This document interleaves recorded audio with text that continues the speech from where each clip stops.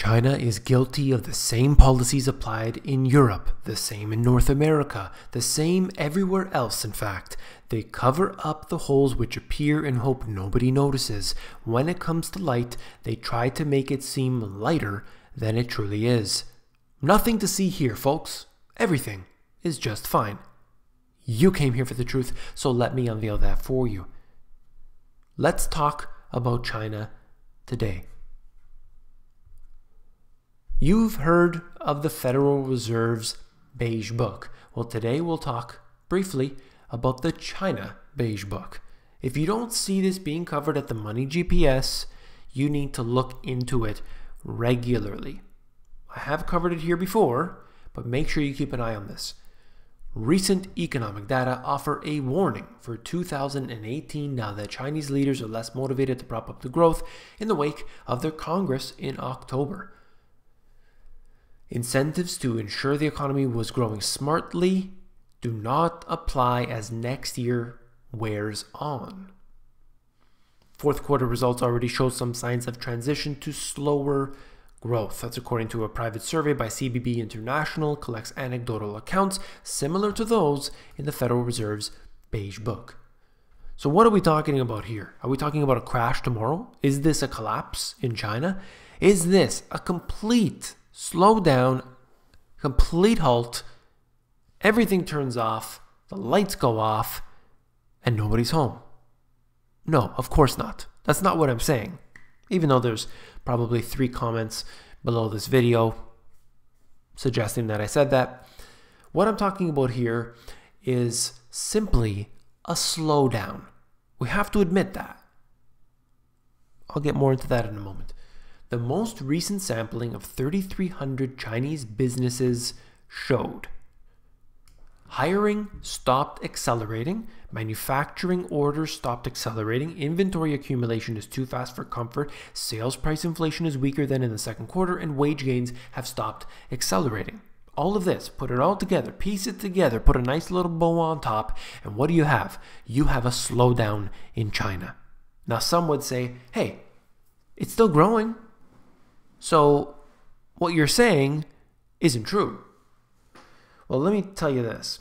When you just take information for what it is, it's words on a paper or words on a screen or something you heard or something you saw, and stop putting your bias onto it. You can get to the truth, but a lot of people can't do that because the truth hurts. Now think about this for a moment. You have the biggest public works project in history happening in China today. You have massive levels of quantitative easing. You have intervention into markets in different ways. You have relaxing of lending standards. You have relatively low interest rates, historically.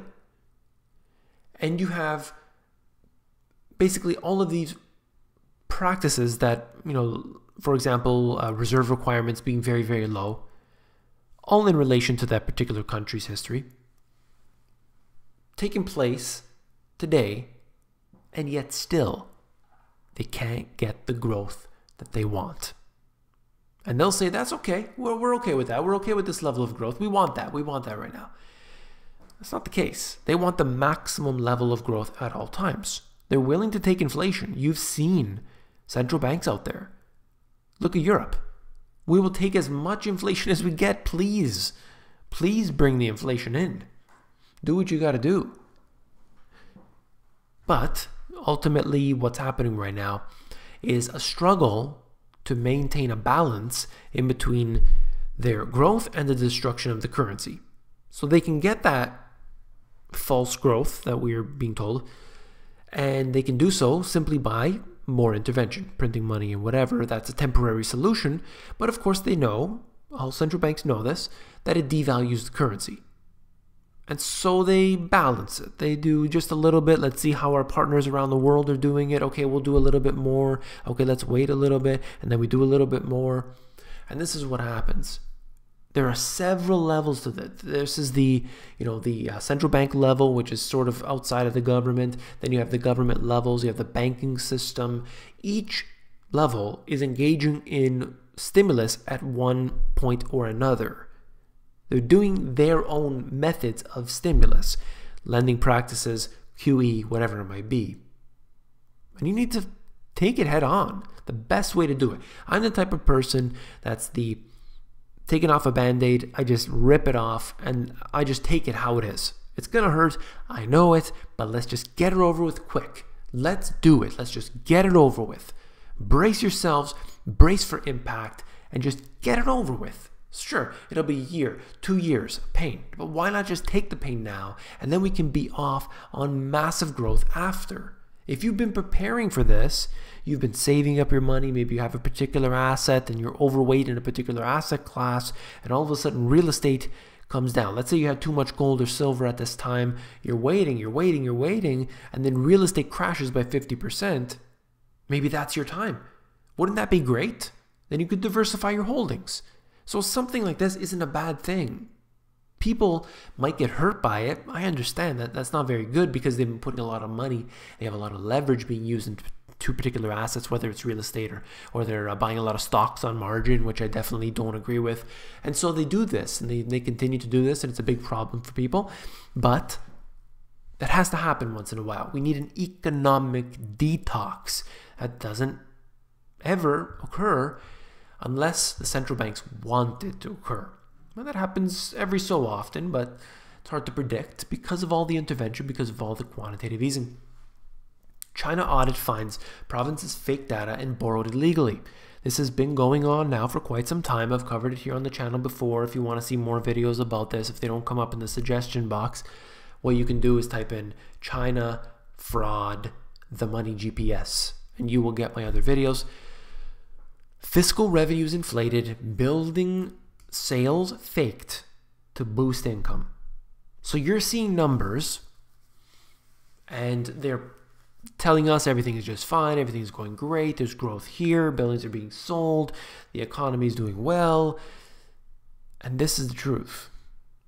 China found some local governments inflated revenue levels and raised debt illegally in a nationwide audit, a setback for Beijing in its bid to boost the credibility of economic data after a run of scandals. They keep going on. Now, while this one particularly isn't massive, it still shows you that this is what they're willing to admit. Imagine how bad it really is. They're talking about 10 cities, counties, or districts. They inflated their fiscal revenues by 1.55 billion yuan.